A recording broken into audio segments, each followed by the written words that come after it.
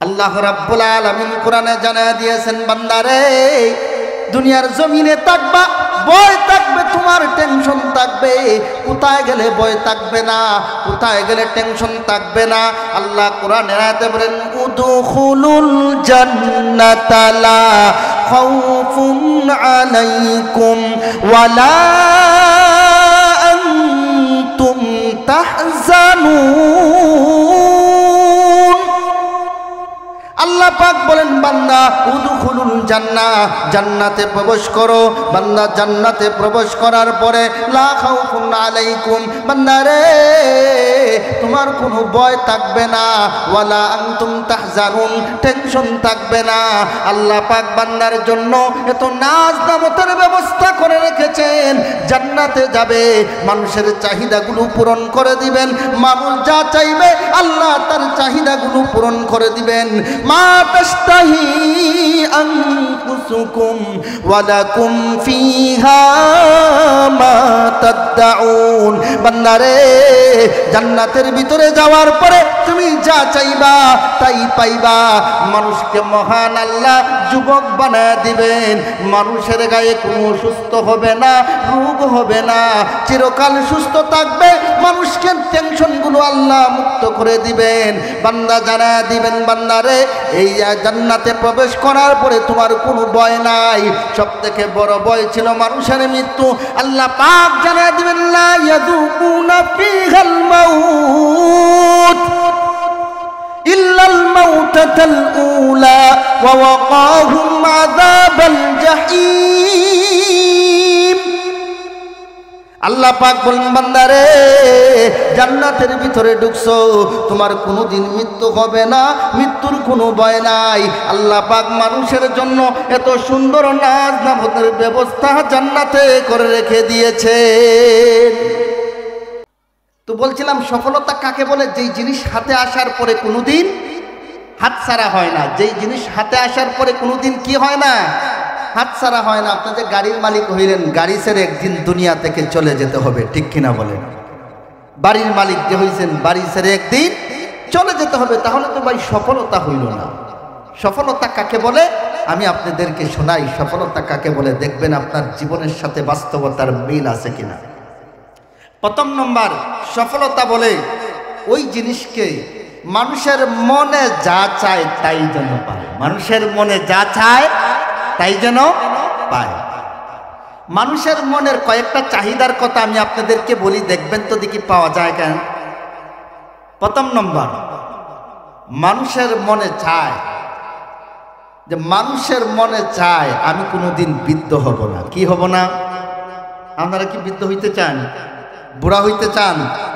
কারো মনে ইচ্ছা আছে আমি বুড়া হইতে চাই, বৃদ্ধ হতে চাই? কারো মনে এমন ইচ্ছা আছে নাকি? সবাই যুবক থাকতে চায়। কি থাকতে চায়? যুবক থাকতে চায়। এজন্য দেখবেন বৃদ্ধ দাদারে নাতি যদি বলি, না দাদা একটা মিষ্টি খান, দাদা বলে, নাতি আমার তো ডায়াবেটিস, মিষ্টি খাওয়া চলে না। দাদা যদি বলে, দাদা তোমার একটা বিয়ে করানো, দেখবেন দাদা একটা মুস্কি হাসি দেয়, ঠিক কিনা? কি দেয়? মুস্কি হাসি দেয়। বিয়ের কথা শুনলে কি দেয় দাদা? মুস্কি হাসি দেয়। বুঝাইতেছে, নাতি এখন তো সময় নাই বিয়ের, বৃদ্ধ হয়ে গেছি, যৌবক থাকলে একটা বিয়ে করতাম। তাহলে মানুষ কি থাকতে চায়? যুবক থাকতে চায়, বৃদ্ধ হতে চায় না। প্রথম নম্বর চাহিদা। দুই নম্বর চাহিদা, মানুষ কোনোদিন অসুস্থ হতে চায় না। কি হতে চায় না? অসুস্থ হতে চায় না। মানুষ চিরজীবন সুস্থ থাকতে চায়, ঠিক কিনা? আপনারা কেউ অসুস্থ হতে চান? অসুস্থ হতে চায় না। তিন নম্বর চাহিদা, মানুষ মৃত্যুবরণ করতে চায় না, ঠিক কিনা বলেন? তিন নম্বর চাহিদা কি? মানুষ মরতে চায় না। প্রথম কোয়ালিটির গেল।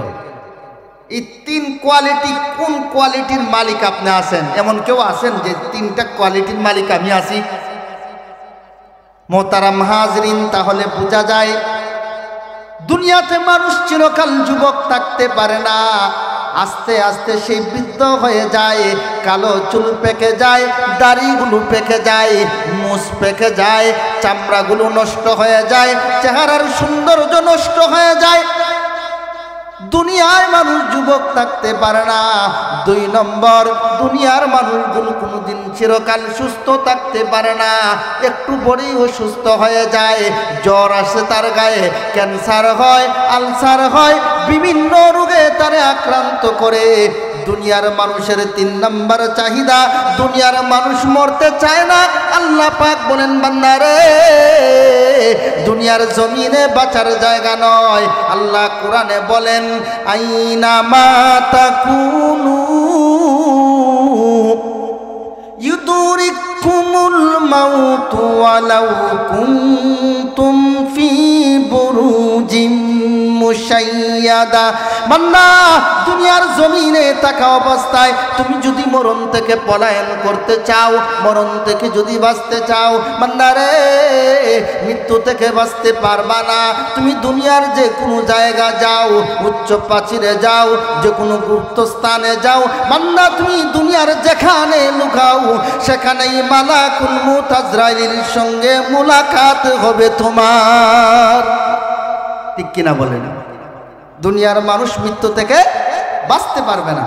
তাহলে বোঝা যায় আমার জীবনের সফলতা আসলো না। 2 নম্বর পর্যায়ে বলি, যারা জীবনের সফলতা চায় তার কোনো ভয় থাকতে পারবে না। তার কি থাকতে পারবে না? ভয়। ভয় ভয় বুঝেন? টাকার ভয়, শত্রুর ভয়, বিভিন্ন ভয় থাকতে পারবে না। আপনারা এমন কেউ আছেন যে যার কোনো ভয় নাই? আছেন নাকি? না সবার আছে কিছু না কিছু ভয়। এর পরবর্তী কোয়ালিটি, যার কোনো টেনশন থাকবে না। কি থাকবে না? টেনশন থাকবে না। এমন কেউ আছেন কোনো টেনশন নাই? টেনশন ছাড়া মানুষ আছে দুনিয়াতে? নাই। তাহলে সবার টেনশন আছে। আল্লাহ রাব্বুল আলামিন কোরআনে জানায় দিয়েছেন, বান্দারে দুনিয়ার জমিনে থাকবা, ভয় থাকবে, তোমার টেনশন থাকবে। কোথায় গেলে ভয় থাকবে না, কোথায় গেলে টেনশন থাকবে না? আল্লাহ কোরআনে আয়াতে বলেন, উদখুলুল জান্নাতা লা খাউফুন আলাইকুম ওয়ালা আনতুম তাহজানুন। আল্লাহ পাক বলেন, বান্দা উদখুলুল জান্নাহ, জান্নাতে প্রবেশ করো। বান্দা জান্নাতে প্রবেশ করার পরে লা খাউফুন আলাইকুম, বান্দা রে তোমার কোনো ভয় থাকবে না, ওয়ালা আনতুম তাহজানুন, টেনশন থাকবে না। আল্লাহ পাক বান্দার জন্য এত নাজ নামতের ব্যবস্থা করে রেখেছেন। জান্নাতে যাবে, মানুষের চাহিদাগুলো পূরণ করে দিবেন। মানুষ যা চাইবে আল্লাহ তার চাহিদাগুলো পূরণ করে দিবেন। মা তাশতাহি আনফুসুকুম ওয়া লাকুম ফিহা মা তাদউন। বান্দারে জান্নাতের ভিতরে যাওয়ার পরে তুমি যা চাইবা তাই পাইবা। মানুষকে মহান আল্লাহ যুবক বানায় দিবেন। মানুষের গায়ে কোনো সুস্থ হবে না, রোগ হবে না, চিরকাল সুস্থ থাকবে। মানুষকে টেনশনগুলো আল্লাহ মুক্ত করে দিবেন। বান্দা জানায় দিবেন, বান্দারে এই জান্নাতে প্রবেশ করার পরে তোমার কোনো ভয় নাই। সব থেকে বড় ভয় ছিল মানুষের মৃত্যু। আল্লাহ পাক জানায় দিবেন, লা ইয়াযুকুনা ফিহাল মাউত ইল্লাল মাউতাতাল উলা ওয়া ওয়াকাহুম আযাবাল জাহিম। আল্লাহ পাক বলেন, বান্দারে জান্নাতের ভিতরে ঢুকছো, তোমার কোনোদিন মৃত্যু হবে না, মৃত্যুর কোনো ভয় নাই। আল্লাহ পাক মানুষের জন্য এত সুন্দর নাজ নামতের ব্যবস্থা জান্নাতে করে রেখে দিয়েছেন। কোথায় রাখছেন এত সুন্দর ব্যবস্থা? জান্নাতে রেখেছেন। শর্ত কি? শর্ত হইলে আল্লাহকে ভয় করতে হবে। কি করতে হবে? জোরে বলেন, শর্ত কি? আল্লাহকে ভয় করতে হবে। মোহতারাম হাজিরিন, ভয়টা কখন করবেন? আপনি যখন জন্মগ্রহণ করেছেন তখন থেকে আল্লাহর ভয় আপনার ভিতরে ঢুকায়া দিতে হবে। আমার জীবন চলার ক্ষেত্রে ভয় করতে হবে, ব্যবসা বাণিজ্যের মধ্যে ভয় করতে হবে, স্বামী স্ত্রীর মিল মহব্বতের মধ্যে ভয় করতে হবে, পারিবারিক জীবনে ভয় করতে হবে, সামাজিক জীবনে ভয় করতে হবে, রাষ্ট্র পরিচালনার ক্ষেত্রে ভয় করতে হবে। দুনিয়ার জমিনে থাকা অবস্থায় যত কাজ করব প্রত্যেকটা কাজেই ভয় করতে হবে। ঠিক কিনা বলেন? প্রত্যেকটা কাজেই ভয় করতে হবে। আল্লাহ প্রথম নম্বর নসিহত কি বললেন? হে ঈমানদারেরা, তোমরা কাকে ভয় করো? আল্লাহকে ভয় করো। আল্লাহ পাক এরপরে নসিহত খোলেন, ইয়া আইয়ুহাল্লাযীনা আমানুত্তাকুল্লাহা ওয়াল তানজুর নাফসুম মা কদ্দামাত লিগাদিন ওয়াত্তাকুল্লাহ। আল্লাহ কোরআনের আয়াতে ভয় করার পরে আল্লাহ মানুষকে একটা নসিহত করছেন, হ্যাঁ মানুষ তোমরা চিন্তা করো। কি করো? চিন্তা করো। ওয়াল তানজুর নাফসুম মা কদ্দামাত লিগাদিন ওয়াত্তাকুল্লাহ। আল্লাহ পাক বলতেছেন মানুষকে ওয়াল তানজুর, একটু চিন্তা করো আগামীকালের জন্য কি পাঠাইছ, আগামীকালের জন্য কি পাঠাইছো তোমরা। আগামীকাল বলতে এখানে কিয়ামত দিবসের কথা বলা হয়েছে। কোন দিবসের কথা বলা হয়েছে? কিয়ামত। আল্লাহ বলতেছেন মানুষদেরকে একটু চিন্তা করো যে তুমি আগামীকালের জন্য কি পাঠাইছো। এই আগামীকালটা কোন দিনকে বলা হয়? কিয়ামত দিবসের কথা বলতে হবে। আল্লাহ পাক এত সংক্ষেপে করে বললেন কেন যে আগামীকাল? আমরা তো আগামীকাল বলতে আগামীকাল যেটা আসতেছে এটাকে বুঝি, ঠিক কিনা? মানুষের জীবনের কোনো গ্যারান্টি আছে? রাতে ঘুমাইছেন, আগামীকাল সকাল পাবেন, আপনারা কি গ্যারান্টি দিতে পারবেন? দুনিয়ার কত মানুষ বাড়ি থেকে বাহির হয়েছে আর ঘরে ফিরে আসে না, এমন আছে না নাই? এই দুনিয়ার আপনার সাথে বন্ধু বান্ধব কতজন ছিল, চলে গেছে দুনিয়া ছেড়ে। কত স্বপ্ন ছিল তাদের, কোন স্বপ্নই তো পূরণ হইল না, স্বপ্ন স্বপ্নের মতোই রয়ে গেল। দুনিয়া ভাই আপন নয়। দুনিয়া কি নয়? দুনিয়া আপন নয়। এর জন্য আপনি যে ইনকাম করে আপনার ছেলে মেয়েকে খাওয়াইতেছেন, এর হিসাব দিতে হবে কিনা? হিসাব দিতে হবে না? আপনি হালাল খাওয়াইতেছেন না হারাম খাওয়াইতেছেন? আর এই দুনিয়াতে যা ইনকাম করে খাওয়াবেন, হাসরের ময়দানে কেউ আপনার জিম্মাদার হবে না, কেউ হবে না। আল্লাহ পাক কোরআনের আয়াতে বলেন, ইয়াউমা ইয়াফিরুল মারউ মিন আখিহি ওয়া উম্মিহি ওয়া আবিহি ওয়া সাহিবাতিহি ওয়া বানিহি। হাসরের ময়দান কায়েম হয়ে যাবে, একজন একটা নেকের জন্য আটকা পড়ে যাবে। আল্লাহ পাক বলবেন, বান্দারে দুনিয়ার জমিনে যারা তোমার মা ছিল, তোমার বাবা ছিল, তোমার ভাই ছিল, তোমার বন্ধু বান্ধব ছিল, একটা নেক যদি আনতে পারো, যাও যাও তোমার জান্নাতে দিয়ে দিব। হাসরের ময়দানের দিন যায় ঘুরবে, বলবে, মা দুনিয়ার মধ্যে সবচেয়ে দরদি ছিলেন আপনি, আমাকে একটা নেক দেন, নেক দিলে আমি জান্নাতে যাইতে পারি।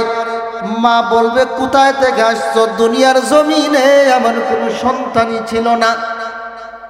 মা ফিরে দিবে, বাবার কাছে যাবে, বলবে, বাবা দুনিয়ার জমিনে আপনি আমার বাবা ছিলেন। বাবা বলবে, কোথায় থেকে সন্তান আসবে?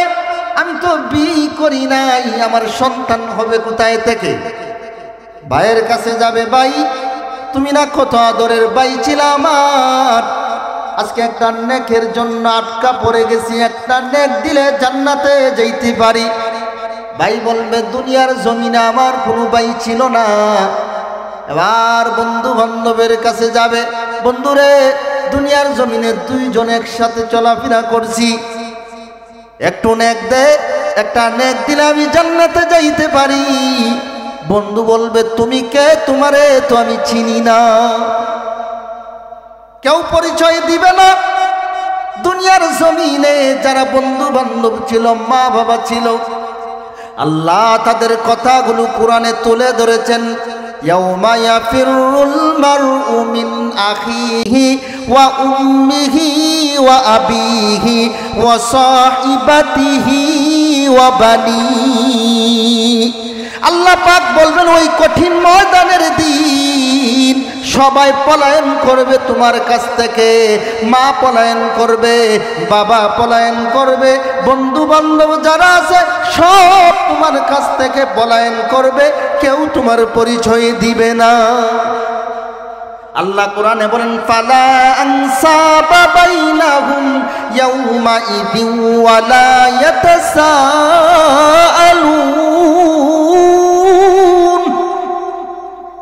আল্লাহ পাক বলবেন হাসরের ময়দানের দিন আত্মীয়তা কোনো কাজ আসবে না। তোমার আত্মীয় যারা তারা তোমার পরিচয় দিবে না। মোহতারাম হাজিরিন, এজন্য দুনিয়ার জমিনে কার জন্য হারাম টাকা উপার্জন করে খাওয়াইতেছেন? হারাম উপার্জনের জিম্মাদার হাসরের ময়দানের দিন কেউ হবে না। আপনার জিম্মাদারিত্ব, আপনার হিসাব আপনাকেই দিতে হবে। এজন্য দুনিয়ার জমিনে যা ইনকাম করবেন হালালভাবে ইনকাম করবেন।